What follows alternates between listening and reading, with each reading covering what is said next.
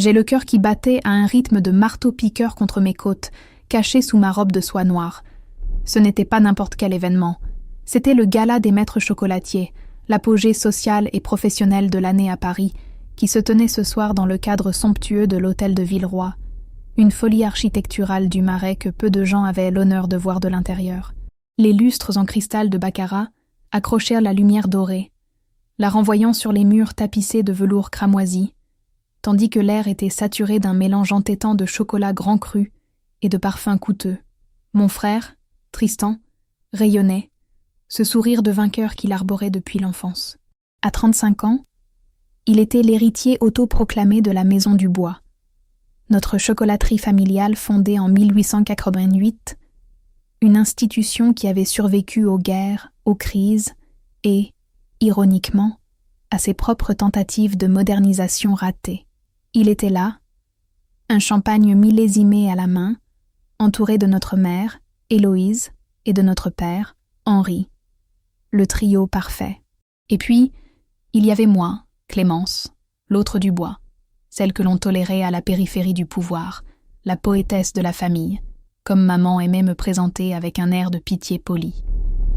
J'avais 30 ans, 5 ans de moins que Tristan, et 5000 ans d'expérience de l'invisibilité. J'avais pourtant été la seule à vraiment étudier la chocolaterie. Pas juste l'aspect glamour, mais la science. La cristallisation du beurre de cacao, la chimie des arômes, la logistique d'approvisionnement des fèves rares venant de la forêt amazonienne.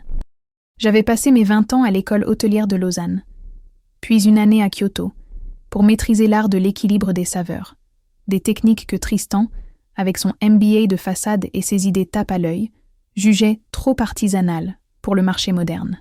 Il rêvait de franchiser la Maison du Bois dans des centres commerciaux, diluant l'âme du grand cru dans la médiocrité industrielle, tandis que je rêvais de préserver l'excellence, de la faire évoluer, mais de la maintenir à son niveau d'art. Notre différence n'était pas qu'une question de vision, c'était une question d'honneur familial. Un clivage que nos parents avaient laissé s'installer, puis s'aggraver, préférant le charme superficiel et la confiance bruyante de Tristan à ma passion discrète mais profonde. Mon père, en particulier, voyait en Tristan son reflet, l'homme d'affaires agressif qu'il avait toujours voulu être. Même s'il avait fallu 20 ans pour admettre que Tristan était un excellent vendeur, mais un gestionnaire déplorable. Les dettes de la Maison du Bois n'étaient plus un secret pour moi. J'étais la seule à avoir eu accès au vrai bilan, découvert par un accident du système comptable que mon frère était trop paresseux pour avoir sécurisé correctement. Il y avait des centaines de milliers d'euros de passifs cachés, des emprunts à taux usuraires contractés sans l'aval du conseil d'administration, des contrats d'approvisionnement douteux. J'avais le carnet de notes rempli de preuves, mais il n'était pas encore temps de l'utiliser. Ce soir, je n'étais pas là pour le chocolat. J'étais là pour le jugement. Je savais que Tristan allait faire son show, un discours qu'il avait préparé pour clore la soirée et solliciter officiellement un prêt massif auprès de la Banque nationale de Paris, présente à la table d'honneur. Un prêt que, selon mes calculs, il ne pourrait jamais rembourser. Il était sur le point de transformer la Maison du Bois, cette œuvre de 4 générations, en une coquille vide. Alors que je sirotais mon verre d'eau pétillante, je ne bois jamais d'alcool avant une exécution, je sentais les regards condescendants.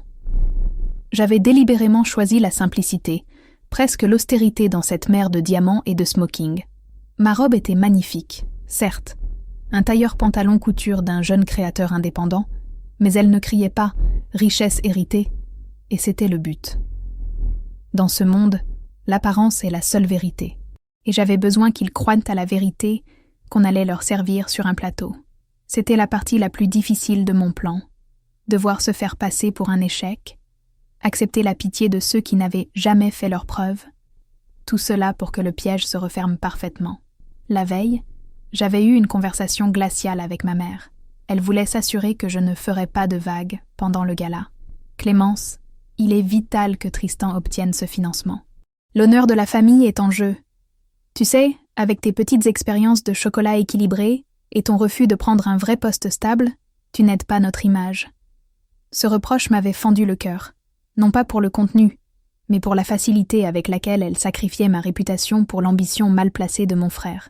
C'est à cet instant précis, en repensant à cette injustice, que j'ai renforcé ma détermination. Le véritable amour d'un enfant n'est pas celui que l'on favorise, mais celui que l'on traite avec justice. Et ma famille méritait une leçon de justice, faite de fèves de cacao amères et de faits financiers. Le silence se fit dans la grande salle, la sonnerie d'une petite cloche en argent annonçant l'arrivée des discours. Les lumières se tamisèrent légèrement, concentrant les regards vers la tribune où Tristan s'avançait. Il avait l'allure d'un prince, bien coiffé, le costume irréprochable. Mais derrière les yeux, je voyais la panique, l'homme qui jouait son va-tout, prêt à écraser n'importe qui pour sauver sa propre peau. J'ai jeté un regard rapide vers mon sac à main, le petit sac de créateur qui cachait mon arme la plus puissante. Mon téléphone. Le moment de la vengeance approchait, mais d'abord, il fallait que j'encaisse le coup.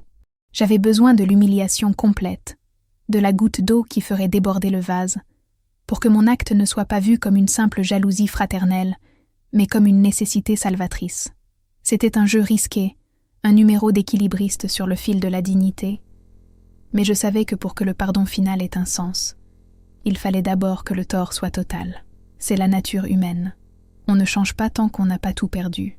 Et ce soir, Tristan était sur le point de tout perdre, et moi, j'allais le regarder tomber, tout en lui offrant le filet de sécurité qu'il n'aurait jamais mérité. C'était mon plan, ma vengeance d'amour, avant que je ne vous raconte comment cette notification a fait trembler les fondations de ma famille. Faites une chose pour moi. Si vous avez déjà été trahi, ou si vous aimez les histoires où le plus faible triomphe, abonnez-vous maintenant, activez la cloche et laissez un j'aime. C'est la seule façon de vous assurer que vous verrez la chute de l'arrogance de mon frère. Tristan se tenait devant le micro, et sa voix, amplifiée par les haut-parleurs dissimulés, résonnait, pleine d'une fausse assurance que seule une dette massive peut engendrer. Il commença par l'histoire habituelle, le conte de fées de la Maison du Bois, le dévouement de nos ancêtres, l'art du chocolat français, l'héritage, le prestige. Mais son discours prit rapidement une tournure inattendue, une pirouette verbale visant à manipuler la perception des banquiers et des investisseurs. Il parla de restructuration nécessaire, de vent nouveau et d'élimination des actifs improductifs. Je savais que j'étais cet actif improductif. Mon père et ma mère, assis à la table d'honneur, se redressèrent, manifestement mal à l'aise, mais trop lâches pour intervenir. Ils avaient confié les rênes à Tristan, et le spectacle devait se dérouler jusqu'à la fin. La Maison du Bois a besoin de se concentrer, déclara Tristan, son regard glissant vers moi, un éclair de cruauté calculé dans les yeux. Il savait que ce qu'il s'apprêtait à dire allait me blesser profondément, mais il ne s'en souciait pas. Il cherchait l'effet dramatique, le levier émotionnel qui justifierait sa demande de prêt massive. Certains membres de la famille, malgré leur bonne volonté, n'ont pas la fibre entrepreneuriale. Ils vivent dans le rêve d'un artisanat dépassé, sans tenir compte des réalités du marché moderne. Il fit une pause, une respiration théâtrale, pour s'assurer que tous les regards étaient braqués sur moi, assise seule à ma petite table, loin des projecteurs. C'était la pure cruauté, la honte infligée devant les figures les plus influentes de l'industrie. Nous avons dû prendre des décisions difficiles récemment. Très difficiles, poursuivit-il, sa voix se chargeant d'une fausse tristesse. Pour assainir les finances et prouver notre engagement envers nos futurs partenaires, nous avons dû couper court à toutes les dépenses superflues. Cela inclut malheureusement le financement de la petite boutique éphémère de ma sœur Clémence, les Harmonies. Je dois l'annoncer ce soir, devant vous tous, car la transparence est primordiale pour nos banquiers. Clémence. Il marqua une autre pause, le sourire presque triomphant. Clémence est en faillite personnelle. Sa petite expérience a coûté cher à la famille, et nous ne pourrons plus la soutenir financièrement. Elle est désormais sans ressources et sans projet viable. J'espère qu'elle trouvera un nouveau chemin, loin de la chocolaterie, pour le bien de tous. Un murmure parcourut la salle. C'était bien pire que ce que j'avais imaginé. Non seulement il annonçait l'échec de mon projet, mais il y ajoutait une faillite personnelle, une humiliation financière totale, une dette imaginaire qu'il me collait sur le dos pour justifier ses propres coupes et son besoin d'argent. Le choc fut immédiat, palpable. Je sentis les regards se poser sur moi, un mélange de pitié condescendante et de jugement froid. Les gens du Marais, les banquiers, les concurrents, tous pensaient « La pauvre, elle a touché le fond ». et le grand frère doit ramasser les morceaux. Ma mère se couvrit le visage d'une main, plus par peur du scandale social que par réelle empathie. Mon père, lui, hocha lentement la tête, comme pour confirmer la triste vérité de son fils. C'était le moment le plus sombre, le point bas que j'avais planifié, mais dont l'impact émotionnel me frappait de plein fouet. La rage monta, une onde de chaleur partant de mon estomac pour monter jusqu'à mes tempes. C'était ma punition, pour avoir osé lui présenter mes bilans, pour avoir montré du doigt ses propres erreurs. C'était sa manière de me réduire au silence, de me renvoyer à l'insignifiance. J'aurais pu me lever, hurler, démentir, exposer ses mensonges, mais je restais assise, immobile, mon visage un masque de dignité glacée. La vraie vengeance, celle que l'on ne regrette jamais, n'est pas faite de mots, mais d'actions. Pendant que Tristan jouait les sauveurs, j'agrippais mon sac à main. Mon cœur tambourinait toujours. Mais cette fois, ce n'était plus de la peur, mais l'anticipation. Ce que Tristan ne savait pas, c'est que ma petite expérience n'était pas la seule chose que je gérais.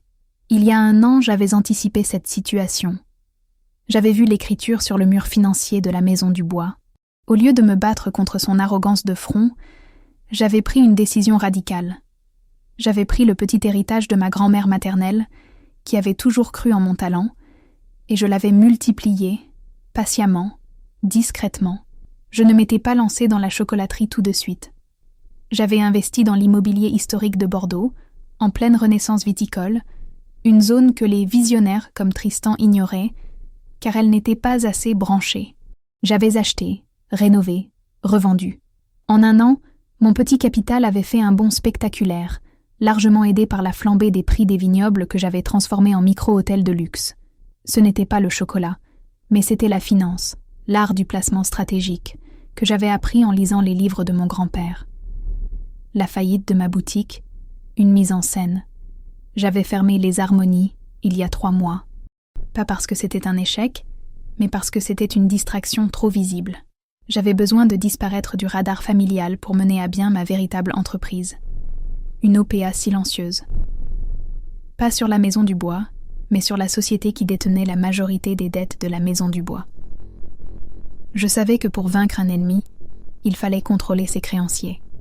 J'avais contacté les banquiers privés que mon frère avait si négligemment évités, ceux qui n'aimaient pas le bruit, les banquiers discrets de la place Vendôme. Ils m'avaient écoutée, non pas comme la poétesse de la famille, mais comme une femme d'affaires avec des bilans solides et une stratégie implacable. Mon objectif n'était pas de ruiner Tristan, mais de reprendre le contrôle de l'héritage familial, de le sauver de sa propre incompétence et de lui donner une leçon d'humilité si cinglante qu'il n'aurait pas d'autre choix que de changer de voie. Mon téléphone, que je tenais dans ma main sous la table, vibra doucement, un signal discret. C'était le contact du cabinet d'avocats que j'avais engagé. Le moment était arrivé. Tristan continuait son monologue, se présentant comme le martyr qui sacrifiait sa propre sœur pour le bien de l'entreprise. Ce nouveau financement nous permettra de consolider nos actifs, expliquait-il, gesticulant avec aisance. Cela nous donnera l'oxygène nécessaire pour lancer notre nouvelle ligne de chocolats industriels, les Tristan Delights, qui toucheront un marché plus large, loin des petites niches artisanales qui n'ont plus de sens économique. La Maison du Bois doit survivre, et je suis le seul à avoir le courage de prendre ces décisions drastiques. Le président de la BNP, M. Lamarck, sourit poliment, mais je voyais une lueur d'incertitude dans ses yeux. Il était là, à table, l'homme qui devait décider du sort de l'entreprise familiale, mais il était encore dans le noir. Il n'avait pas vu mes chiffres. Il n'avait pas vu ma stratégie. Tristan avait réussi à lui présenter un tableau tellement catastrophique de ma situation qu'il espérait rendre la sienne, par contraste, acceptable. Mais le tableau était sur le point de changer de peintre. Je déverrouillai mon téléphone, glissant mon pouce pour ouvrir la notification que j'attendais. Ce n'était pas un simple courriel, c'était un message sécurisé de mon notaire, maître du charme, avec une pièce jointe laconique, intitulée « Confirmation de transaction, DUB, ACQ 2025 ». J'ouvris le document, une déclaration officielle signée et contresignée, attestant le transfert de propriété. À cet instant, Tristan prononça la phrase de trop, celle qui faisait de cette vengeance une nécessité morale. Clémence est une artiste naïve, pas une gestionnaire. Elle est le passé de cette maison, et je suis son avenir. Elle n'a plus rien à offrir, rien à risquer, et c'est pourquoi nous devons l'écarter pour avancer. C'était fini. Le jeu de la passivité prit fin. Je me levai. Mon geste fut lent, mais si inattendu, si contraire à la posture de victime que j'avais adoptée, qu'il arrêta net le flot de paroles de Tristan. Le silence revint dans la salle, encore plus lourd que le précédent. Tous les regards, y compris ceux de mes parents, étaient braqués sur moi. Je ne parlais pas.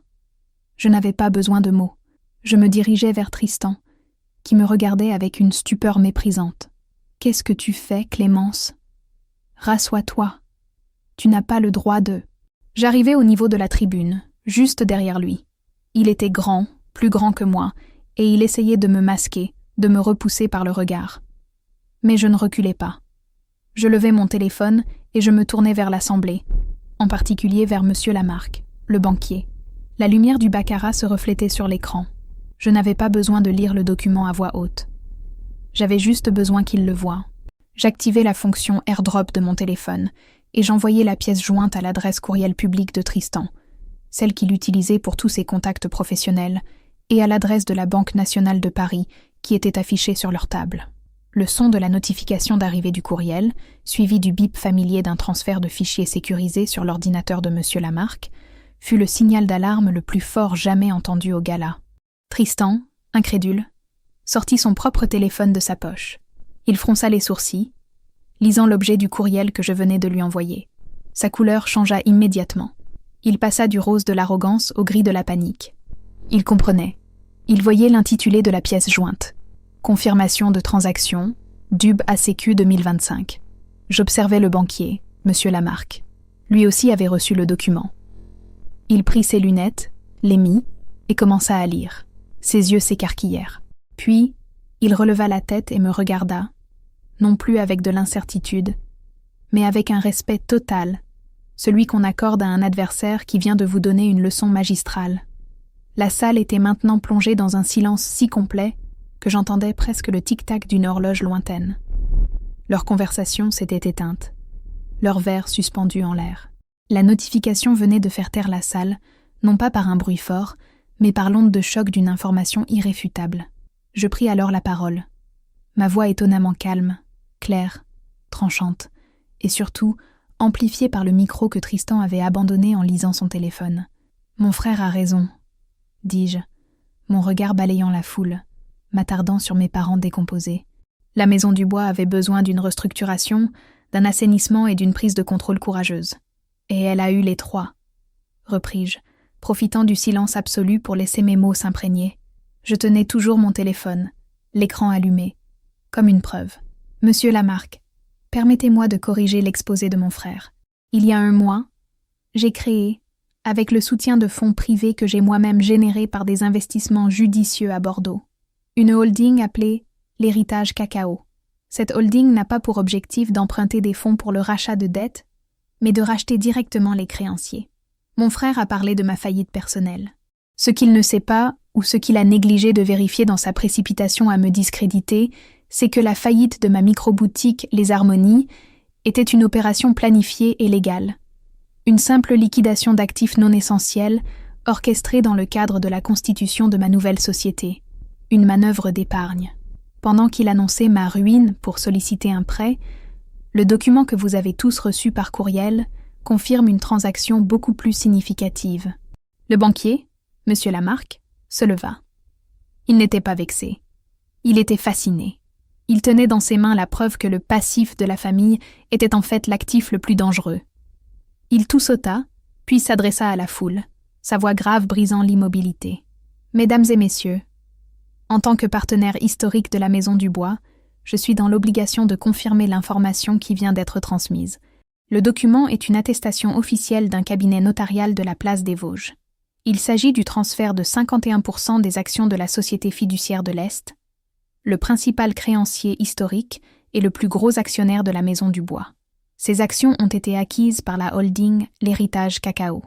Un murmure d'incrédulité, bien plus fort que le précédent, parcourut la salle. Le choc était total. Tristan n'avait pas seulement annoncé la ruine de sa sœur. Il venait d'annoncer qu'il était lui-même ruiné, sans le savoir, au moment même où il faisait son discours de sauveur. Ma vengeance était doublement délectable. Elle était publique et elle était involontaire. En se concentrant sur mon humiliation, il avait raté l'information cruciale. Je n'étais plus sa petite sœur. J'étais son nouveau patron. Je m'avançai pour prendre place au centre de la tribune. Tristan était figé, les yeux écarquillés, son téléphone tombé de sa main sur le tapis. Il regardait le document, puis moi, puis le banquier, ne trouvant plus ses mots. « La maison du bois est sauvée », annonçai-je, mon regard se posant sur mes parents, leur visage marqué par la confusion et le désespoir. Non pas par un nouvel emprunt qui aurait alourdi la dette, mais par une prise de contrôle stratégique visant à restructurer, non pas pour l'industriel, mais pour l'excellence. L'héritage Cacao est désormais l'actionnaire majoritaire de la Maison du Bois, ce qui signifie que le contrôle de l'entreprise revient à sa fondatrice et unique dirigeante, c'est-à-dire moi. Je fis une courte pause, laissant le temps à l'information de se déposer. C'était le point de non-retour. La vengeance était complète, parfaite, irréfutable. Maintenant venait la partie la plus difficile, la suite. Je savais que si je m'arrêtais là, je ne serais pas différente de mon frère, une prédatrice mue par l'argent et le pouvoir. Mon objectif n'était pas de détruire la Maison du Bois, ni même de détruire Tristan, mais de restaurer l'héritage de notre famille. Je me tournai vers lui, qui commençait à murmurer des paroles incohérentes, un mélange de menaces et de suppliques. « Tristan », dis-je calmement, en lui montrant le document sur son téléphone. « Le nom du bois est notre honneur. Il a été mis en péril par la gestion que tu viens de défendre. Mais il n'est pas perdu. Loin de là, » je continuais, ma voix devenant plus douce, mais non moins ferme. C'était le moment où la vengeance se transformait en leçon de vie, le moment où l'agressivité de la prise de pouvoir laissait place à la curiosité d'un nouveau destin. Mon intention n'a jamais été de te ruiner, Tristan. Ma seule intention était de préserver ce que notre famille a construit pendant plus d'1 siècle. En annonçant ma faillite, tu as cherché à me retirer ma dignité. Aujourd'hui, je te retire le pouvoir, non par punition, mais pour te donner l'opportunité de comprendre ce que signifie réellement travailler. Je me tournai vers Monsieur Lamarque, le banquier, qui me regardait avec une curiosité professionnelle intense. Monsieur Lamarque, vous n'aurez plus besoin de considérer le prêt de la BNP. La Maison du Bois est dorénavant refinancée par l'héritage Cacao. Nous allons assainir les comptes et ramener l'entreprise à l'équilibre. Et je peux vous assurer que nous allons honorer chaque contrat, chaque dette, chaque engagement, y compris ceux que mon frère a pris de manière irresponsable. Le banquier hocha la tête, impressionné. Il s'agissait d'une des revanches les plus audacieuses qu'il ait jamais vues, menée avec une précision d'orfèvre au milieu du gratin parisien. Je me tournai à nouveau vers Tristan, qui s'était accoudé à la tribune, l'air dévasté. « À partir de demain, Tristan, tu n'es plus le directeur général. Les erreurs de gestion que j'ai documentées sont trop graves pour que je te laisse ce poste. Tes Tristan Delights sont annulés. Mais, ajoutai-je, levant la main pour couper court à ces tentatives d'interruption, la Maison du Bois a toujours eu besoin de bons commerciaux. Tu es un excellent vendeur, un homme de réseau. Tu as le contact facile. À partir de demain, tu seras le chef commercial des nouveaux terroirs, notre nouvelle ligne de chocolat de luxe, celle que tu as toujours méprisée. Tu seras mon subordonné direct. Tu devras me faire des rapports hebdomadaires, rendre compte de chaque dépense. Et surtout, tu seras rémunéré au mérite, sur commission, comme un simple employé qui doit faire ses preuves. » Ses yeux, qui étaient remplis de rage, s'emplirent soudain d'une lueur de confusion, puis de honte. Il avait tout perdu, son titre, son pouvoir, sa fierté. Mais il n'avait pas perdu son emploi ni son lien avec la Maison du Bois. C'était pire qu'une ruine totale. C'était une humiliation assortie d'une obligation de rester, de travailler, de regarder sa petite sœur triompher tout en lui devant une gratitude amère. Il ne m'avait pas laissé la ruine. Je lui laissais l'opportunité de la vertu. Mes parents, de leur côté, étaient passés de l'horreur à un soulagement hésitant. Ils avaient perdu leur héritier au sommet, mais ils n'avaient pas perdu l'héritage. Maman, toujours préoccupée par l'image, s'approcha de moi, le visage pâle. « Clémence, mais comment... Nous n'en savions rien. Maman, répondis-je, un sourire froid aux lèvres. Vous saviez ce que vous vouliez croire. Vous vouliez croire que Tristan était le seul capable de gérer la maison. Vous avez ignoré les chiffres, les avertissements, et le travail de la personne qui passait ses soirées à analyser la fève de cacao plutôt que les soirées mondaines. Je fis un clin d'œil à l'assemblée, qui commençait à applaudir timidement, puis avec de plus en plus de force. Ils avaient assisté à un coup de théâtre financier digne des grandes comédies françaises. Je m'adressai à mon père, qui n'avait plus l'air arrogant, mais simplement vieilli. « Père, j'ai sauvé votre maison. Je la ramène à ses valeurs initiales. L'excellence, la rareté et l'honnêteté. Je ne vous demande pas pardon pour la manière forte. Je vous demande de me soutenir dans cette nouvelle ère, où la compétence primera sur le favoritisme. » Mon père baissa les yeux. Le geste d'un homme qui reconnaissait sa plus grande erreur. Ce n'était pas un simple aveu de défaite. C'était l'amorce d'une possible nouvelle relation. Une fondation basée non pas sur l'amour inconditionnel, mais sur le respect. Une reconnaissance que je n'avais jamais eue de sa part. Et c'était tout ce dont j'avais toujours rêvé. La soirée bascula complètement. Le gala des maîtres chocolatiers devint officieusement le gala de la prise de contrôle du bois. Les journalistes, initialement là pour couvrir la mondanité, se précipitèrent. Tristan, sous le choc, fut rapidement escorté par mon père, qui tentait de limiter les dégâts d'image. Ma mère, après un bref moment de sidération, se transforma en ma plus fervente supportrice, parlant à voix haute de ma vision audacieuse et de mon génie financier, comme si elle l'avait toujours su. Les gens sont versatiles, surtout à Paris. Les mêmes qui me regardaient avec pitié 10 minutes plus tôt me faisaient maintenant la cour, me félicitant pour ma stratégie implacable. Mais je n'étais pas dupe. Le pouvoir change les gens. J'avais gagné un titre, mais j'avais perdu l'illusion d'une famille unie et naïve. Je pris un instant pour m'isoler sur un balcon donnant sur les toits de Paris, où l'air frais venait tempérer la chaleur de la salle. Le plan avait fonctionné. J'avais exposé la trahison de mon frère, sauvé l'entreprise et jeté les bases d'une refondation. Mais l'amertume restait. Mon téléphone vibra à nouveau. Ce n'était pas Maître du Charme, mais Tristan. Un simple SMS. « Tu m'as détruit. » Je ne répondis pas. La destruction n'était pas mon but, mais la transformation. Je voulais qu'il comprenne la valeur de l'héritage qu'il était sur le point de dilapider, et cela passait par la perte de son statut. Je le savais incapable d'échapper à la maison du bois. C'était toute son identité. En le forçant à rester à un poste subalterne, je le forçais à apprendre l'humilité et le métier de la base. J'avais pris le modèle de vengeance de mes aînés, la justice du travail et du mérite, et je l'avais appliqué avec une précision machiavélique. Les jours qui suivirent furent un tourbillon de réunions, de conférences de presse et d'audits. La maison du bois était dans un état pire que ce que j'avais imaginé. Des contrats non honorés, des fournisseurs impayés, un climat social délétère. Je travaillais 15 heures par jour, puisant dans mes réserves d'énergie. Tristan, contre toute attente, se présenta à l'heure le premier jour. Il était pâle, les traits tirés, mais il était là, assis à mon bureau, me regardant comme on regarde son bourreau. « Alors c'est ça ton plan ?» lança-t-il, un mélange de défi et de résignation dans la voix. « Me garder ici pour te servir de souffre-douleur, me faire le sale boulot ? Non, Tristan, lui répondis-je, fixant mon regard dans le sien. Mon plan est de sauver la maison du bois. Et pour la sauver, j'ai besoin d'un excellent commercial, ce que tu es. J'ai aussi besoin que tu fasses face aux dettes et aux clients que tu as négligés. C'est le prix de ton échec. Tu as le choix.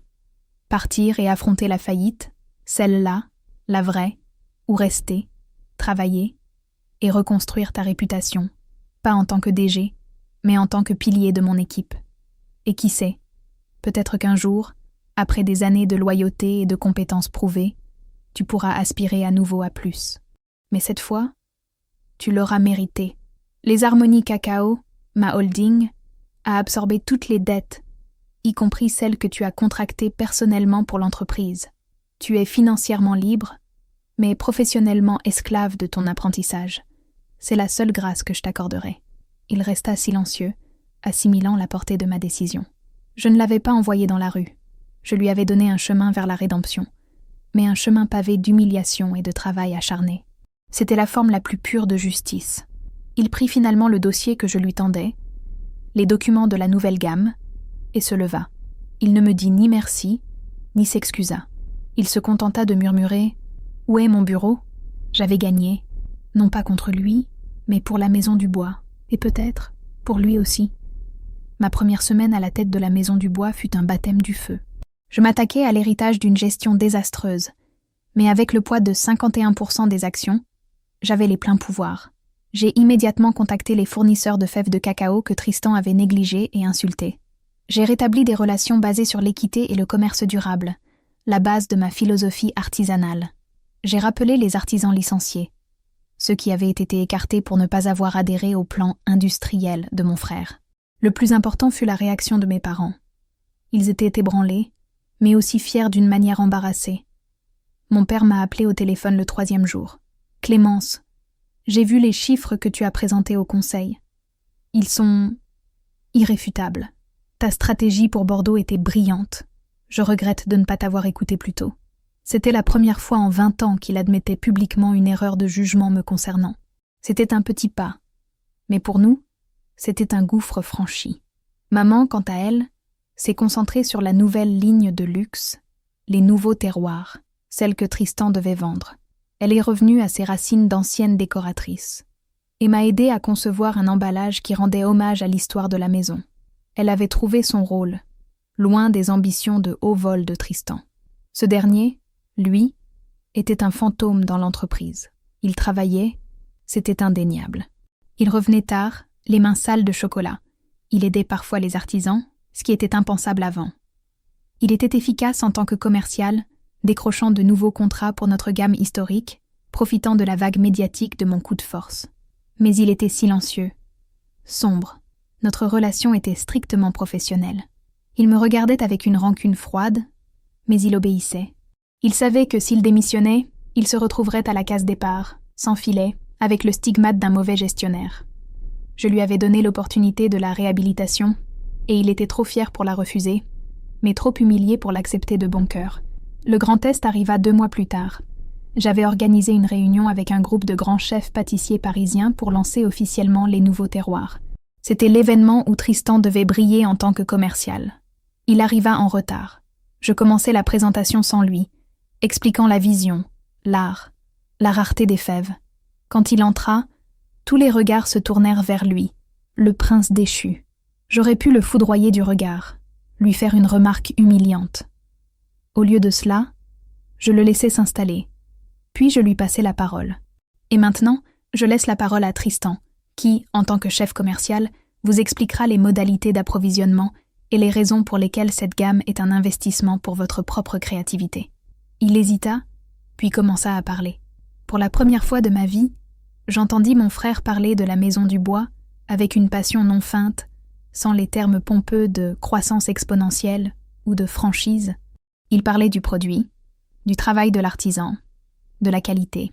Il parlait avec son cœur, pas avec son portefeuille. Son discours fut excellent. Les chefs étaient convaincus. À la fin de la réunion, alors que la foule se dispersait, Tristan s'approcha de moi, l'air anxieux. « Alors, c'était bien ?» me demanda-t-il, cherchant mon approbation pour la première fois. « C'était parfait, Tristan, » lui répondis-je, avec une sincérité désarmante. « C'est la première fois que j'entends l'âme de notre grand-père dans ta voix. » Il ne répondit rien, mais ses yeux s'embuèrent légèrement. Le mur entre nous commençait à se fissurer, non pas à cause de mes ordres ou de ma richesse, mais à cause du respect que je lui avais témoigné, en lui faisant confiance sur le terrain où il excellait. Le chemin vers le changement était long, mais j'avais mis le pied sur le bon chemin. Je commençais à observer mon frère de plus près. Il était encore fier, encore arrogant par moments, mais les angles de son caractère s'émoussaient sous la pression du travail bien fait. L'obligation de me rendre des comptes et le contact direct avec la réalité du marché lui faisaient plus d'effet que n'importe quelle humiliation publique. Il me surprenait parfois à lui donner un coup de main, à emballer des boîtes ou à décharger des camions. Des tâches qu'il aurait considérées comme étant en dessous de sa dignité auparavant.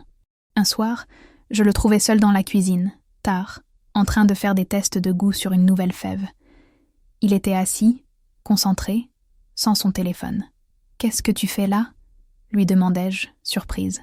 Il sursauta. « Je travaille sur l'amertume du nouveau cru du Pérou. Elle est trop présente. Je pense que si on la torréfie un peu moins longtemps... » Il s'arrêta, se rendant compte qu'il parlait à son ancien ennemi comme à une collègue. « Je veux dire, J'essaie juste de faire mon travail correctement, Clémence. Et tu le fais très bien, lui dis-je doucement. J'ai vu que tu avais réussi à sécuriser le contrat avec le nôtre. C'est un gros coup. Félicitations. C'était la première fois que nous nous parlions en tant que professionnels égaux, même si je restais sa patronne. Il resta silencieux, puis à voix, la voix presque inaudible. Je ne comprenais pas, Clémence. Je pensais que c'était facile.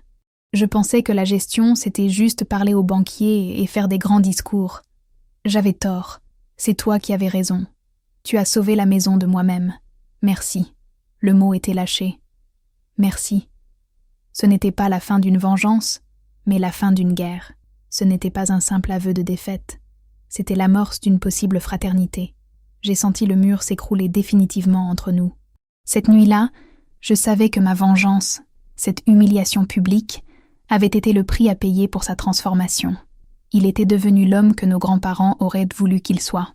Travailleur, humble et respectueux de l'artisanat. Mon plan avait été audacieux, presque cruel, mais son résultat dépassait toutes mes espérances. Je savais que mon frère était sur le chemin d'une nouvelle vie, faite de sens et non de profit immédiat. C'était la vraie victoire. Les années passèrent, et la Maison du Bois, sous ma direction, retrouva son éclat. Nous étions devenus une référence mondiale pour le chocolat de luxe, mariant l'art ancestral à la modernité éthique. Tristan, lui, avait continué son ascension discrète. Il était devenu le meilleur chef commercial que l'entreprise ait jamais eu. Son arrogance s'était transformée en confiance.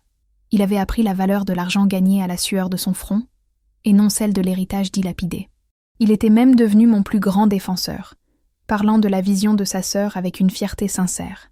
Nos parents étaient les plus heureux.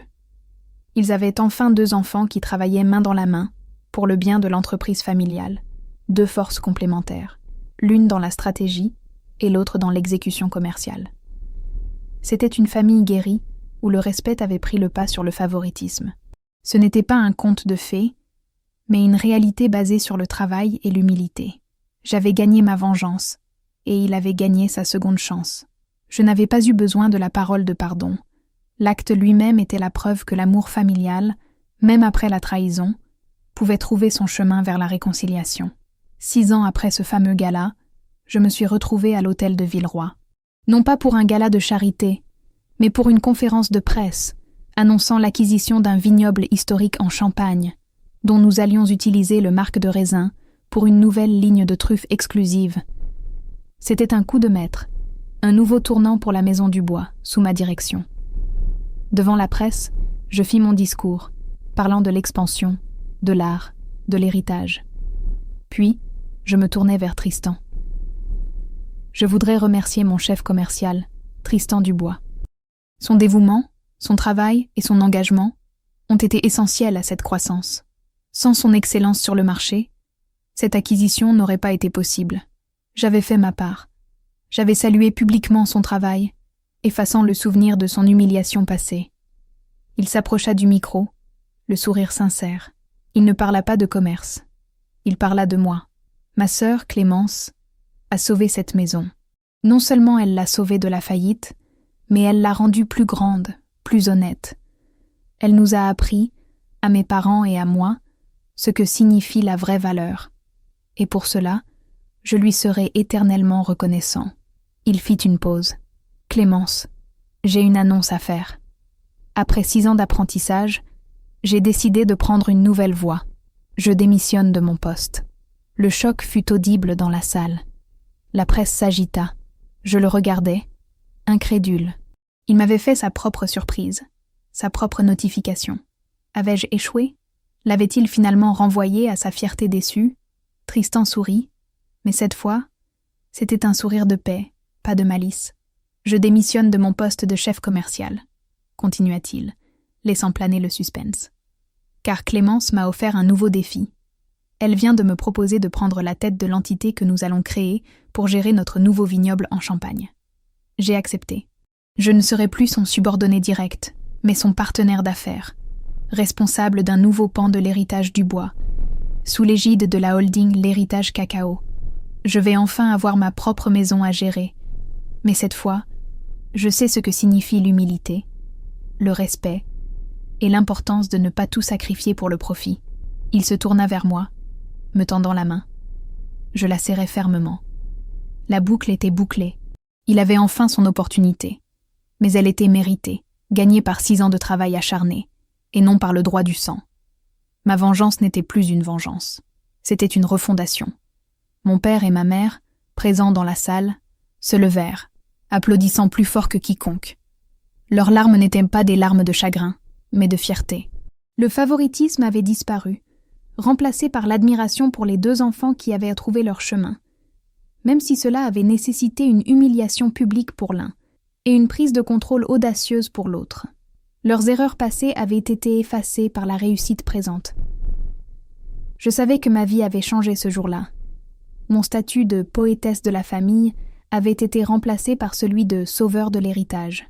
Et Tristan, le prince arrogant, était devenu le partenaire responsable. L'amertume du passé avait fondu, remplacée par la richesse d'une nouvelle histoire familiale. L'héritage n'est pas toujours ce que l'on reçoit, mais ce que l'on choisit de construire. J'ai donné à Tristan la chance de se reconstruire. Et vous, si vous aviez ce pouvoir, auriez-vous choisi le pardon ou la destruction? Laissez votre réponse dans les commentaires, donnez un j'aime si cette histoire vous a touché, et abonnez-vous pour ne jamais manquer une histoire où la vengeance se transforme en destinée. Activez les notifications pour être le premier à entendre le prochain coup de théâtre.